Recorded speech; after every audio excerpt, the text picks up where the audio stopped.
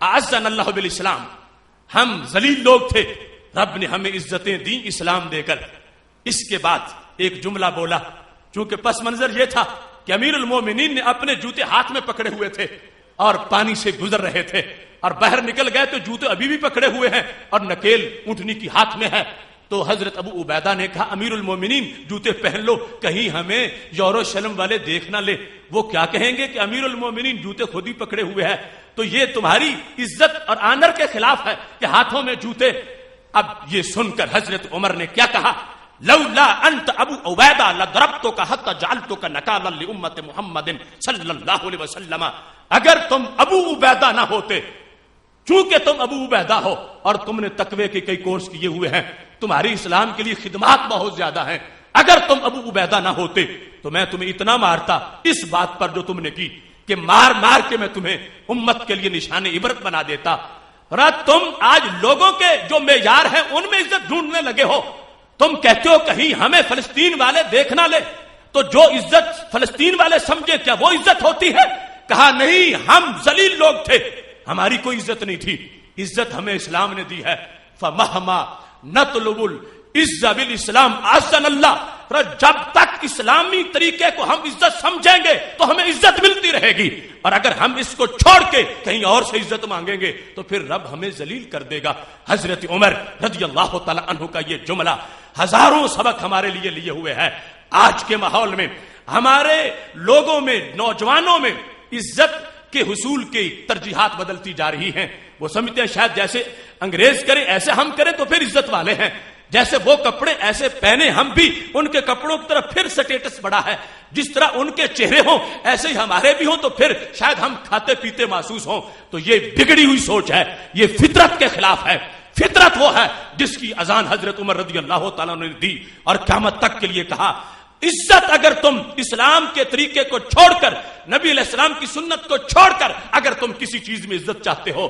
یہ تو دل کے اندر آلودگی آ گئی ہے، یہ تو سوچ خراب ہو گئی ہے۔ عزت وہ ہے جو اسلامی طرز حیات میں ہے، عزت وہ ہے جو سنت کے سبق میں ہے۔ تو حضرت عمر واضح کر رہے تھے عزت داڑھی منڈانے میں نہیں، عزت داڑھی رکھنے میں ہے۔ فرمایا جو داڑھی منڈا کے عزت ڈھونڈے گا ذلیل ہو جائے گا، اور جو داڑھی میں عزت سمجھے گا اللہ اس کو فردوس میں بھی عزت عطا فرما دے گا۔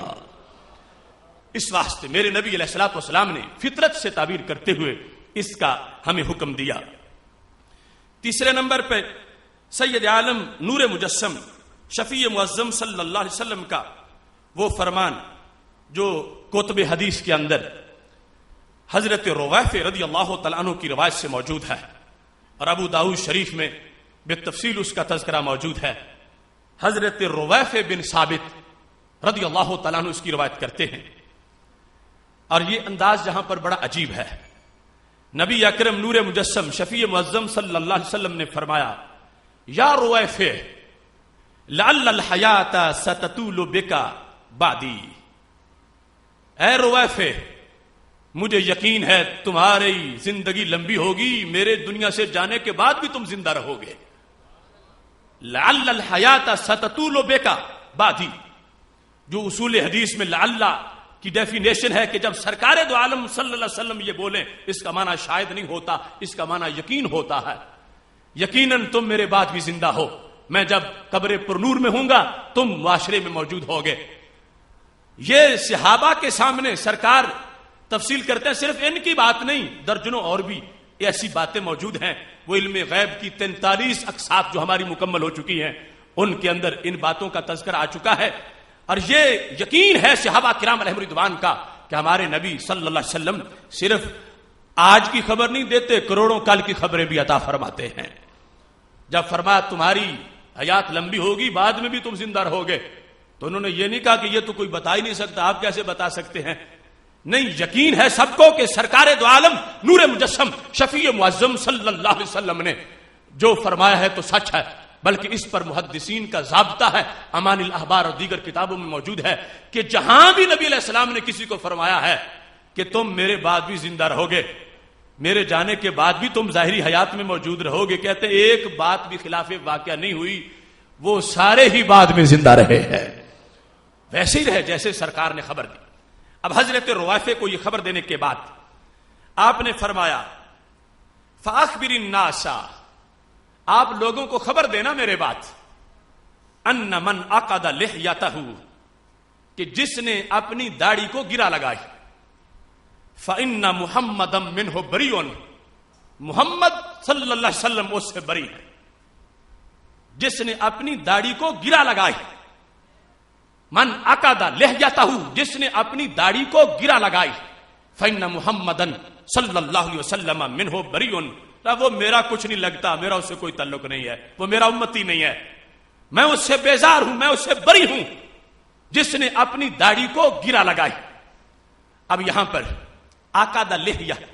گرا لگانے کا مطلب کیا ہے؟ گرا لگانے کا ایک معنی تو واقعی گرا لگانا ہے کہ داڑھی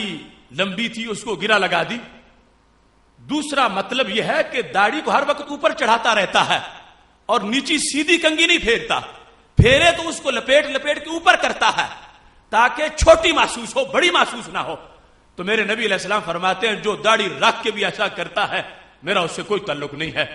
وہ داڑھی کو گرا مت لگا۔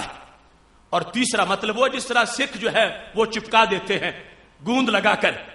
تو میرے نبی علیہ الصلوۃ والسلام نے فرمایا روافے، تبلیغ کرتے رہنا میرے بعد بھی میری امت کو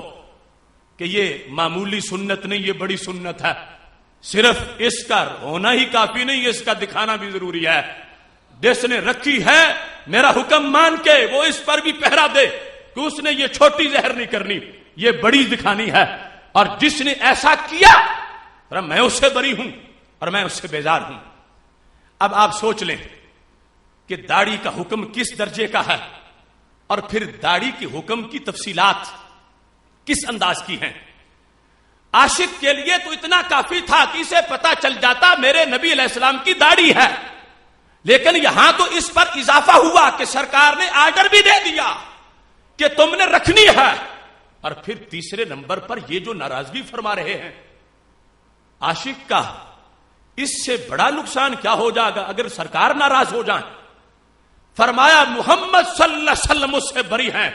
کہ جس نے اپنی داڑھی کو گرا لگا دی۔ کسی کی ماں ناراض ہو جائے، باپ ناراض ہو جائے، بیوی ناراض ہو جائے، بھائی ناراض ہو جائے، زمانہ ناراض ہو جائے، کچھ نہیں بگڑے گا اس انداز میں۔ اگر سرکار ناراض ہو جائے تو پھر پیچھے کیا بچے گا؟ لوگ کہتے ہیں چلو کوئی بات نہیں، بس ریفریشمنٹ ہے، بس رسم و رواج ہے، بس کچھ فیشن ہے، بس ماحول کی باتیں ہیں، اور یہ قدامت پرستوں والی باتیں لوگ ملا کرتے ہیں اور داڑھی کی باتیں کرتے ہیں۔ میں اس واسطے دین کے خادم کی حیثیت سے ببانگ دوہل کہہ رہا ہوں، یہ میری بات نہیں، یہ تو سرکار کا فرمان ہے، اور سید عالم نور مجسم شفیع معظم صلی اللہ علیہ وسلم نے کتنے غصے میں فرمایا ہے فَإِنَّ مُحَمَّدًا مِّنْهُ بَرِيٌّ، میں اسے بری ہوں۔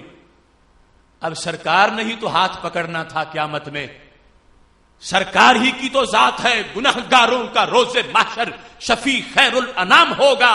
دلہن شفاعت بنے گی، دولہا نبی علیہ السلام ہوگا۔ ادھر وہ گرتوں کو تھام لیں گے، ادھر پیاسوں کو جام دیں گے، صراط و میزان حوض کوثر یہی وہ عالی مقام ہوگا۔ آنا لہا کہہ کے آسیوں کو لیں گے آغوش مرحمت میں، عزیز اکلوتا جیسے ماں کو نبی کو اپنا غلام ہوگا۔ تو جس نے آج روزانہ سنت کو قتل کر کے سرکار کا دل دکھایا ہوگا، جس نے آج روزانہ سنت کو گندی نالیوں میں بہا کر گنبد خضرا کے بقیع رحمت للعالمین صلی اللہ علیہ وسلم کا دل دکھایا ہوگا، سرکار تو چہرہ ہی پھیر جائیں گے، سرکار تو دیکھیں گے ہی نہیں، ہاتھ کون پکڑے گا، سفارش کون کرے گا؟ اس واسطے آج سب سے بڑا خسارہ ہے اس انسان کے لیے جو روزانہ سرکار کو تکلیف دیتا ہے معاذ اللہ، اگرچہ اس کا ارادہ اذیت کا نہیں، وہ اپنی خواہش پوری کر رہا ہے، لیکن ضمناً چونکہ خلاف سنت کام ہو رہا ہے، اس بنیاد پر من وجہ اذیت مترشح ہو رہی ہے، اور اسے ہوش ہی نہیں، یہ اپنے فیشنوں میں گم، یہ یاروں کو بیوی بچے کو راضی کرنے میں لگا ہوا ہے، اور جن کی رضا پر جنت کی ٹکٹیں ملتی ہیں ان کی رضا کو پس پش ڈال چکا ہے۔ اس واسطے یہ جملہ دل کے کانوں سے سنو، اور جتنے بیٹھے ہو اور آج تک اس سنت سے محروم ہو، وہ اس مغفرت کے اشرا کے اندر پکی توبہ کرتے ہوئے اپنے گناہوں پر پانی پھیر ڈالو اور مغفرت کے جو رزلٹ ہیں ان کو حاصل کرتے ہوئے اپنے دل کے اطمینان کے ساتھ اس بات کو ذہن میں بٹھاؤ اور اوروں تک پہنچاؤ کہ سرکار اگر ناراض ہو جائیں، لوگ کہتے ہیں میں کیا کروں، میرا پیر مجھ سے ناراض ہے، میں کیا کروں، میرے باپ مجھ سے ناراض، میرے استاد مجھ سے ناراض۔ ارے وہ ساری کائنات کے سردار جن کی ناراضگی پر رب ذوالجلال بھی ناراض ہو جاتا ہے، وہ اس انداز کی ناراضگی، اگرچہ یہ نیچی جو ناراضگیاں ہیں ان کے اندر بھی اب باپ کی ناراضگی میں بھی رب کی ناراضگی ہے، لیکن یہاں تو سید عالم نور مجسم شفیع معظم صلی اللہ علیہ وسلم کا مقام و مرتبہ کتنا حساس ہے۔ دعویٰ محبت کا ہو، دعویٰ غلامی کا ہو، اور اس کے بعد صورتحال ایسی ہو کہ سرکار کو گنبد خضرا میں روزانہ یہ تکلیف کا باعث بنتا ہو اس کا عمل، چونکہ فرمایا میرے نبی علیہ الصلوۃ والسلام نے حشر تک تمہارا ہر عمل مجھ پہ پیش کیا جائے گا،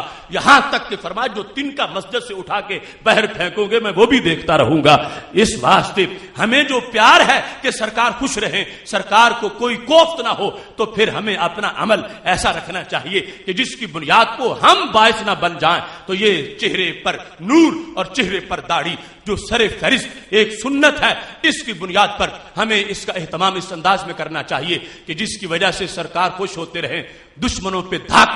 بیٹھے اور خاکے بنانے والے پاگلوں کو یہ پتا چلے کہ ہم جن کی محبت سینوں سے نکالنا چاہتے ہیں ہم ناکام ہیں، وہ محبت تو سینوں میں بھی ہے اور چہروں پہ بھی جلوہ دکھا رہی ہے۔ محتشم سامعین حضرات، اب اس خاکہ کی مختصر سی وضاحت کرتے ہوئے بات آگے بڑھانا چاہتا ہوں کہ بخاری شریف میں ہے کہ نبی اکرم صلی اللہ علیہ وسلم نے فرمایا آف اللحا، داڑھیوں کو بڑھاؤ۔ اب اس بڑھانے سے مطلب کیا ہے؟ بڑھانے سے آج نئے نئے سکالر، نام نہاد مفکر اور اس طرح کی کئی بیماریاں ملت کو وہ سبق دیتی ہیں جو دلیل کا محتاج نہیں، یعنی وہ آسانی تو ہر ایک کو ویسے ہی آ جاتی ہے، وہاں دلیلیں دینے کی کیا ضرورت ہے۔ آج کوئی شخص یہ فضا ہموار کرنا چاہے کہ داڑھیاں منڈا لو یا چھوٹی کر لو اور اس پر اپنے فلسفے جھاڑے، تو اس پر ضرورت کیا ہے؟ آسانی تو ویسے ہی ہر ایک کو اچھی لگتی ہے، اس کو دلیلیں سے ثابت کرنے کی ضرورت ہی نہیں ہے، اس پر تقریریں کر کے لوگوں کو منوانے کی ضرورت نہیں ہے۔ ہاں ضرورت یہ ہے کہ جو سرکار نے فرمایا ہے، نبی اکرم نور مجسم شفیع معظم صلی اللہ علیہ وسلم نے فرمایا ہے، صحابہ نے سنا ہے، عمل کر کے دکھایا ہے، اس کے مطابق امت کو تیار کرو کہ اگرچہ معاشرہ ناراض ہوتا ہے یوں کرو جیسے نبی علیہ السلام نے حکم فرمایا ہے۔ یہ گھنٹوں کی بحث ہے اور وقت مختصر ہے، اس میں اس چیز کو ذہن میں رکھنا، اگر کوئی یہ کہتا ہے کہ داڑھی بڑھانے کا مطلب ہے کہ صرف اتنی کہ جو چند قدموں سے نظر آ جائے، چند فٹ سے کہ اس نے شیو بڑھائی ہوئی ہے، یہ داڑھی ہے۔ اگر کوئی کہتا ہے بس ایک ایک اتنا پورا ہو جائے، یہ داڑھی ہے۔ یہ جن ان لوگوں نے ضابطے گھڑے اور ان کو آگے لانچ کیا ماحول کے اندر اور کوششیں کی، رب کعبہ کی قسم ہے، محالت روزہ میں قرآن سامنے رکھ کے اس بات کا اظہار کر رہا ہوں، ایسی باتوں کا شریعت مطہرہ سے کوئی دور کا بھی تعلق نہیں ہے۔ جس داڑھی کا میرے نبی علیہ السلام نے حکم فرمایا ہے، اگر اس سے متعلق ایسی داڑھی ہوتی تو ایک سے ابھی کم از کم کوئی ایک تو اس پہ عمل کرتا، یوں کہ چھوٹی سی رکھ لیتا۔ میرے نبی علیہ السلام کے سارے صحابہ کی داڑیاں کسی کی بھی مجھ سے کم داڑھی نہیں تھی۔ اب جن کے پاس دین ہے، جنہوں نے ڈائریکٹ پڑھا ہے، جنہوں نے سامنے بیٹھ کے سیکھا ہے، اور ہم سے بڑے وہ عربی دان ہیں، ہم سے قریب بیٹھ کے انہوں نے دین سیکھا ہے، ہم ہزاروں کتاب سے نہیں پڑھ سکتے، وہ نبی علیہ السلام کے ایک دیدار سے جو پڑھ لیتے تھے۔ ان لوگوں نے کیا سمجھا اس کو کہ کتنی بڑھانی ہے، کتنی رکھنی ہے؟ ایفا مطلق ہے، اس مطلق کا تقیید کیسے ہوتی ہے؟ اور دوسری طرف دلیل کے لحاظ سے جو ہر شک دور کر دے وہ یہ تصور ہے کہ جب ہم نے داڑھی رکھنی ہے سرکار کی سنت پر، سرکار کے حکم پر، سرکار کے نقش قدم پر، سرکار کے اسوہ حسنہ پر، تو شرق و غرب، شمال و جنوب میں کوئی مفکر، کوئی ایسا مفتی ایک ضعیف روایت بھی نہیں پیش کر سکتا کہ ہمارے نبی علیہ السلام کی داڑھی مبارک مجھ سے کم ہو۔ جب ہم نے سرکار کی سنت پہ رکھنی ہے، سرکار کے حکم پہ رکھنی ہے اور سرکار کی سنت کو سامنے رکھ کے رکھنی ہے، تو پھر ہم نے ویسے رکھنی ہے جیسے سرکار دو عالم صلی اللہ علیہ وسلم نے اس کو رکھا تھا۔ ہمارے لیے آج کا کوئی سکالر حجت نہیں، سرکار کی داڑھی مبارک جو روایات میں اسلوب میں سیکا دلیلوں کے ساتھ جو ثابت ہے وہ مجھ سے کم کا کوئی تصور ہی نہیں ہے. اس بنیاد پر ایفا ہے دراز کرنا، بڑھانا، اور اس بڑھانے کے لحاظ سے جن کے سامنے یہ بات